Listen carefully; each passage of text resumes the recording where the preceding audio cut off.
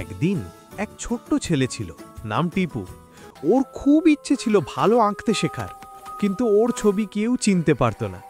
একদিন স্কুলের পথে যেতে যেতে রাস্তার পাশে একটা পুরনো পেন্সিল পেল। পেন্সিলটার গায়ে লেখা, যা আঁকবে তা সত্যি হবে। টিপু মজা করে একটা ছোট মাছ আঁকল। হঠাৎই মাছটা খাতার ভেতর থেকে লাফিয়ে বাইরে চলে এলো। টিপু তো অবাক। এরপর সে একটা চকলেট আঁকল, সাথে সাথেই চকলেটটা বাস্তব হয়ে গেল।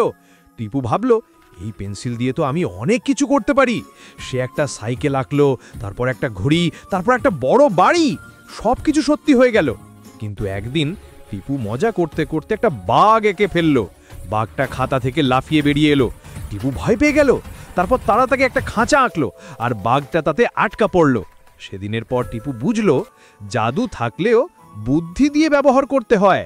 ও পেন্সিলটা রাখল, তবে ঠিক করলো শুধু ভালো কাজে ব্যবহার করবে।